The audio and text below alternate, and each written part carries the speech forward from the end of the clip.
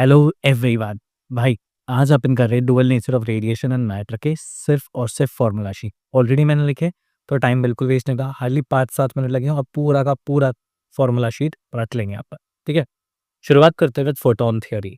अगर तुम्हें याद है तो हमने पहले ही फोटोन थ्योरी पढ़ रखा हुआ है, याद करो जरा। फोटोन थ्योरी में क्या होती है बच्चे? फोटोन थ्योरी में हम बताते हैं कि भाई ये जो फोटोन होता है ना, उस फोटोन के अंदर अंदर जो एनर्जी है वो कितनी होती है, और उस एनर्जी के बारे में हम लिखेंगे E is equal to H nu या फिर एच सी बाई लैम्डा। ये फॉर्मूला हमने ऑलरेडी रटा हुआ है, सभी को याद होगा। इसमें बच्चे ये जो एच है that is basically a Planck's constant, जिसकी वैल्यू 6.63 इंटू 10⁻⁻34 है। ये जो नू है ना बच्चा, हम्म, ये जो नू है बच्चे दैट इज फ्रीक्वेंसी, जिसका यूनिट इज हर्ट्ज। भाई ये जो लैम्डा है दिस इज वेवलेंथ। सी जो है बच्चे that is speed of light in air. अभी इस फोटोन का जो मोमेंटम होता है that is given by the formula H by lambda. H is against Planck's constant and lambda is wavelength. दूसरा, भाई फाई नॉट बोल के ना तुम बार बार देखोगे बुक में, which is nothing but your work function, जिसका फॉर्मूला एच नो नॉट होता है या फिर एच सी बाय लैम्डा होता है। प्लीज अंडरस्टैंड कि जो आपका न्यू नॉट है दिस रिप्रेजेंट्स थ्रेशोल्ड फ्रीक्वेंसी। क्या चीज़ है ये बच्चे? Threshold frequency. और जो लैम्डा नॉट है ना बच्चे, this is clearly threshold wavelength. ठीक है, ये याद रहना चाहिए हर बच्चे को यहाँ पे। अब जो थ्रेशोल्ड फ्रीक्वेंसी है, सॉरी थ्रेशोल्ड वेव एनर्जी और its work function is the minimum energy required for the electron to pop out of the atom. ठीक है भाई, इसका वैल्यू जो है that is H nu naught by E और is h C by E lambda naught. अगर आपको electron volt में चाहिए तो प्लीज अंडरस्टैंड कि भाई एक इलेक्ट्रॉन वोल्ट जो होता है वो 1.6 इंटू 10⁻⁻19 जूल के बराबर होता है। ये हर बच्चे को याद होना चाहिए।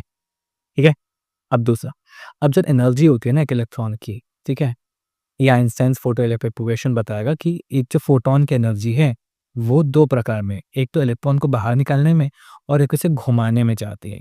और जो बाहर घुमाने के लिए लग रही है दैट इज काइनेटिक एनर्जी, और निकालने के लिए लग रही है that is work function. Work function क्या होता है हमने यहाँ पे डिस्कस कर लिया कि इसके फॉर्मूला रहेगा, ये सारी याद होने चाहिए।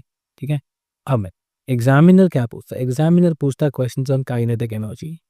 ठीक है, एग्जामिनर पूछता है questions on kinetic energy, sir वो देख लेते हैं भाई।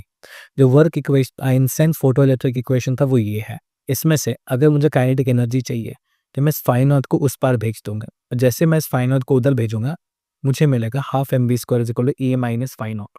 ये ई की वैल्यू क्या? ई इज एच नो और phi naught is H nu naught. मैंने दोनों में से एच को कॉमन लिया, नो माइनस नो नॉट बच गया। ये जब मुझे जूल में चाहिए, बट जब मुझे इलेक्ट्रॉन वोल्ट में चाहिए तो मैं इसी को लूंगा और ई से डिवाइड कर दूंगा। अब ये नो की जगह अगर मैंने सी बाय लैम्डा लिखा और उस नो नॉट की जगह अगर मैंने सी बाय लैम्डा नॉट लिखा तो this is my expression that I get. अगर मुझे इलेक्ट्रॉन वोल्ट में चाहिए तो ई से डिवाइड कर दो। क्वेश्चन में हमेशा स्टॉपिंग पोटेंशियल दिखते ही तो समझ जाना, स्टॉपिंग पोटेंशियल दिख गया तो ये कन्वर्जन लिखना है तुमको, ये वैल्यू लेनी है। इस फॉर्मूले में पुट करोगे काइनेटिक एनर्जी की जगह पर ये मिल जाएगा। ये वैल्यू को यहाँ पे पुट करोगे ये मिल जाएगा। इस वैल्यू को इसमें पुट करोगे ये मिल जाएगा। इस वैल्यू को इसमें पुट करोगे ये मिल जाएगा। बात समझ आए? करना कुछ नहीं है, ये काइनेटिक एनर्जी की वैल्यू यहाँ पे यहाँ पे यहाँ पे यहाँ पे पुट करनी है और 4 नए वैल्यूज बनाने हैं, बस इतना ही है। सब किसी में से आता है और कुछ नहीं आएगा तभी से। ठीक है, चलो अब आगे देखते हैं अपन डी ब्रोगलीज हाइपोथेसिस। भाई डी ब्रोगली हाइपोथेसिस याद है? Every particle has wave nature and every wave has particle nature. E equal to m c square is equal to h c by lambda. Lambda की value h by m c is equal to h by p. एक charge particle के लिए ये उसकी values है। Please understand, ये जो Q है that is the charge particle का charge. v is potential, it is not velocity, please note that. m is mass of the charge particle. एक इलेक्ट्रॉन के लिए लैम्डा की value 12.27 upon root of potential होता है। डाविसी Germer experiment के अनुसार हमने देखा कि लैम्डा ऑफ इलेक्ट्रॉन इतना आता है, और डी ब्रोगलीज हाइपोथेसिस के अनुसार लैम्डा ऑफ इलेक्ट्रॉन इतना आता है। ये देखने के बाद हमको क्लैरिटी हो गई कि भैया किसी ना किसी तरीके से ये जो पार्टिकल है ना, ये पार्टिकल और वेव नेचर वो काफी ज्यादा सिमिलर है। यानी everything has both particle as well as wave characteristics. बात समझ आया?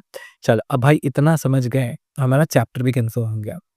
अब इस चैप्टर में तुम्हें क्या क्या करना है, न्यूमेरिकल्स जब मैं करवाऊंगा वो करना है। Please do not forget to read your text book if you want to make sure कि तुम इसमें से एक भी मार्क नुकसान ना करो। अगर सब खत्म करने के बाद तुम्हारे पास टाइम है तो बच्चे सॉल्व एग्जाम्पल्स देखो बस। That is it for today. ये 5 मिनट में you completed your entire chapter. With that said, चलो bye bye, have a good day.